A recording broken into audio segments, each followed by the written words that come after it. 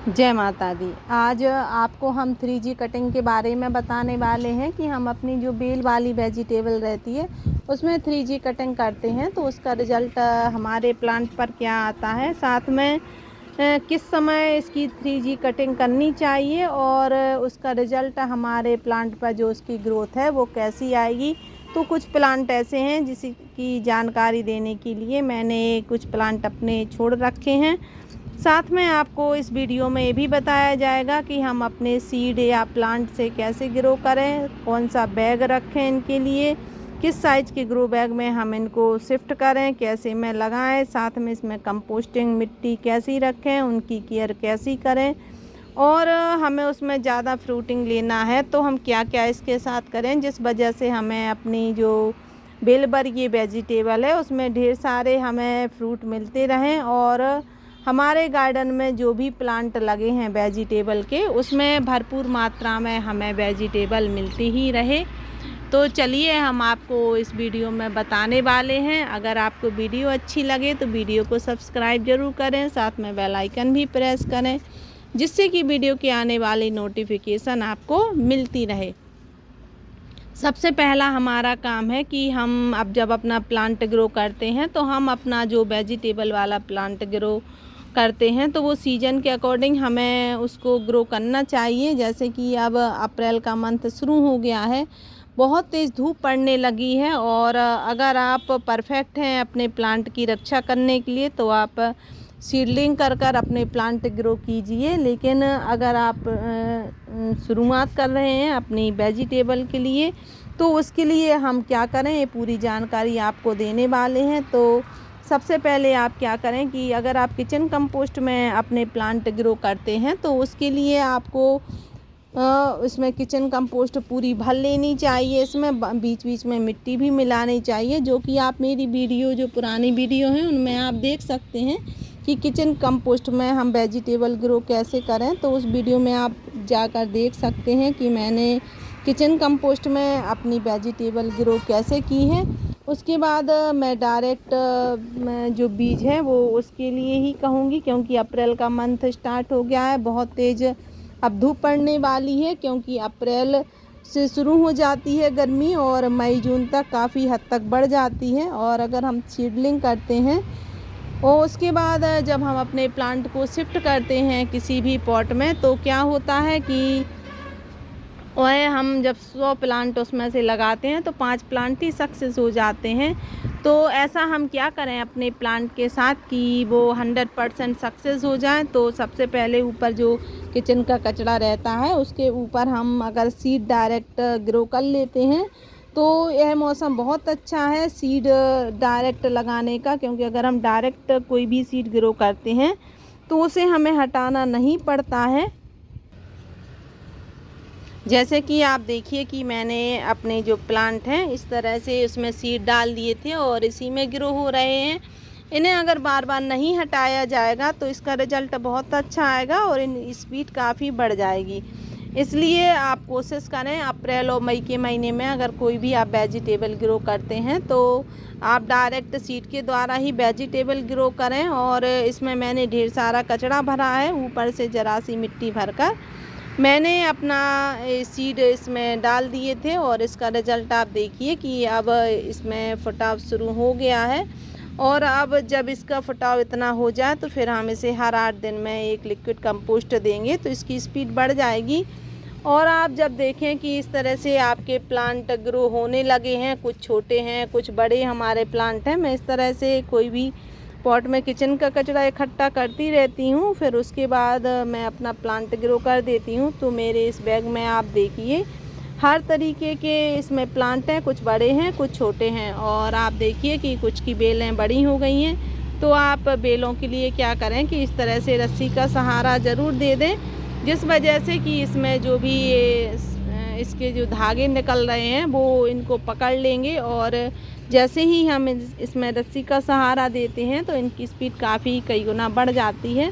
साथ में आप क्या करें कि जो इनके नीचे के पत्ते हैं, जो भी मिट्टी में इनके पत्ते लग रहे हैं, इनको हटा देना चाहिए। अगर ये मिट्टी से लगेंगे तो हमारे प्लांट में ढेर सारी जो है फंगस आ जाएगी इसलिए जो भी हमारे प्लांट के जो पत्ते हैं जो मिट्टी से लग रहे हैं उन्हें हटा देना चाहिए, अगर हमें बीमारियों से अपने प्लांट को बचाना है तो।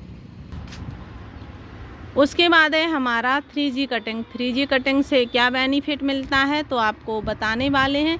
जैसे ही हम सबसे पहले तो 3G कटिंग कैसे की जाती है, तो आप देखिए कि मेरी लौकी की बेल है और इतनी बड़ी हो गई है, करीब 6 फीट की हो गई है। जैसे ही 6 फीट की हो जाए लौकी की बेल, तो आप देखिए कि इस तरह से आप इसकी जो टिप है वो कट कर दीजिए। जैसे ही हम इसकी टिप कट करते हैं, देखिए हमने इसकी जो टिप है, इसकी जैसे ही हमने टिप काटी है तो इसमें जो पत्ते हैं आप देख रहे हैं इधर से, जितने भी पत्ते हैं इनमें से अब नई नई ब्रांचें आने लगेंगी। और जैसे ही नई ब्रांचें आती हैं उन नई ब्रांचों में ही फ्रूटिंग होती है। जो आप अगर कटिंग नहीं करते हैं तो बहुत कम ऐसे प्लांट होते हैं जिनमें फ्रूटिंग होती है। अगर हम 3G कटिंग करते हैं तो उसका रिज़ल्ट अच्छा आता है। तो हमने की है ये 1G कटिंग। अब उसके बाद जब हम इसमें से आप देखेंगे कि इनके जो पत्ते हैं इनमें से काफ़ी जो ब्रांचें आएंगी और वो ब्रांचें इतनी बड़ी हो जाएंगी, करीब 4 फीट करीब की। तो ये हमारी 6 फीट की हो गई है। अब जो न्यू ब्रांचें आएंगी वो 4 फीट की ही रहने देना है। और 4 फीट की ब्रांचों में इस तरह से आप फिर से एक कटिंग फिर से कर देंगे, क्योंकि जैसे ही हम उस ब्रांच की इस तरह से टिप काटते हैं तो उसमें से जो ब्रांचें आती हैं उनमें फ्रूटिंग होती है। एक बार मैं कटिंग कर चुकी थी और आप देखिए इस तरह से इसमें नई नई ब्रांचें आना शुरू हो जाती हैं और नई ब्रांचों में ही फ्रूटिंग होती है। और जब आप देखेंगे कि देखिए छोटे छोटे से भी जो ब्रांचें हैं उनमें भी फ्रूटिंग शुरू हो गई है। और जब ये हमारी ब्रांचें करीब 4 फीट की फिर से हो जाएं तो फिर से उनकी एक कटिंग और कर दीजिए। तो ये जब हमारी तीसरी इसकी ब्रांच निकलेगी उसे हम 3G कटिंग बोलते हैं। 3G कटिंग से काफ़ी ढेर सारे हमारे जो प्लांट हैं उसमें फ्रूटिंग होती है। और जैसे ही हमारे प्लांट में फ्रूटिंग स्टार्ट हो जाती है तो हमें उसे हर 8 दिन में एक कंपोस्ट का यूज़ करना चाहिए। साथ में उसकी जो नीचे की पत्तियां हैं उन्हें तो हम हटा देते हैं, क्योंकि इनके पीछे जो कीड़े लगते हैं वो नहीं लग पाते हैं। इसलिए आप अपने पॉट को जो है वो साफ़ सुथरा रखिए और मिट्टी से टच ना होने दीजिए पत्तियों को, क्योंकि ये सीजन कीड़ों का है। तो और उसके बाद आप क्या करें कि जैसे ही आपकी ब्रांचों की आप 3G कटिंग कर चुके हों तो फिर आपको क्या करना है कि इनके चारों तरफ आपको फिर मिट्टी, जो मैंने अभी आपको मिट्टी बनाकर बताई है पिछली वीडियो में कि हम वेजिटेबल के लिए पावरफुल मिट्टी कैसे बनाएं, तो आप उस वीडियो में जाकर देख सकते हैं कि हमने मिट्टी वेजिटेबल के लिए कैसी तैयार की है। तो उस मिट्टी को आप इनके चारों तरफ डाल दीजिए, क्योंकि वो खाद वाली मिट्टी है। और जैसे ही ये खाद वाली हमारी मिट्टी हमारे प्लांट को मिलेगी तो उसकी ग्रोथ कई गुना हो जाएगी और जो भी उसमें फ्रूट बनेंगे काफ़ी बड़े बड़े फ्रूट भी बनेंगे। आप लिक्विड कंपोस्ट का यूज़ तो कंटिन्यू करते रहिए, क्योंकि जो हमने ठोस खाद आपको बताई है इसके चारों तरफ डालने के लिए, तो उससे क्या होगा कि वह धीमे धीमे हमारे प्लांट को मिलेगी। लेकिन अगर हम लिक्विड कंपोस्ट अपने प्लांट को देते हैं तो वो तुरंत ही हमारा प्लांट ले लेता है। जैसे कि जूस होता है, जूस जैसे ही हम पीते हैं तो हमें एनर्जी आ जाती है, लेकिन कोई खाना खाते हैं तो उसका रिज़ल्ट हमें 3-4 घंटे बाद ही आता है। उसी तरीके से लिक्विड कंपोस्ट और ठोस कंपोस्ट का है। तो आप अगर अपने प्लांट को लिक्विड कंपोस्ट दे रहे हैं तो उसका रिज़ल्ट आप देखेंगे कि 15 मिनट में ही आपके प्लांट की पत्तियां बहुत अच्छी होने लगेंगी और 8 दिन में उनकी ग्रोथ अच्छी हो जाएगी। साथ में आप लिक्विड कंपोस्ट का यूज़ जब करें जब आपके प्लांट की मिट्टी अच्छे से सूख जाए, क्योंकि करीब जैसे ही हम सूखती है हमारे प्लांट की मिट्टी और करीब 2 इंच की इसकी मिट्टी सूख जाए तभी आप उसमें लिक्विड कंपोस्ट का यूज़ देंगे, तो तभी आपका प्लांट अच्छे से उसको ले पाएगा और तभी हमें अच्छा रिज़ल्ट मिलेगा।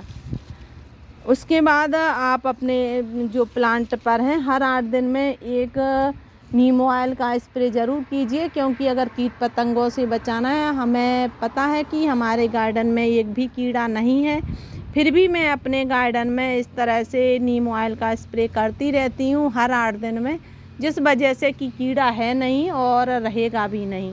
तो कीटों से रक्षा करने के लिए अब समय है आपको अप्रैल और मई में और जून में आप कंटिन्यू अपने प्लांट पर नीम ऑयल का स्प्रे करते रहिए, जो कि मेरी वीडियो में है। नीम ऑयल, नीम के पत्तों से हम नीम ऑयल घर पर कैसे बना सकते हैं, तो आप मेरी वीडियो में जाकर देख सकते हैं कि नीम ऑयल कैसे बनता है फ्री में। तो फ्री में ही बनेगा, 1 पैसा खर्च भी नहीं होगा।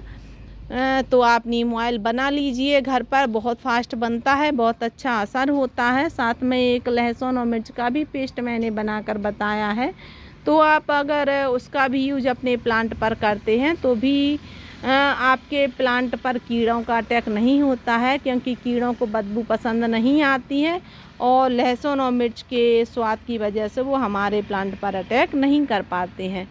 आशा है कि आपको वीडियो अच्छी लगी होगी। अगर वीडियो अच्छी लगी है तो वीडियो को सब्सक्राइब ज़रूर करें। Thank you.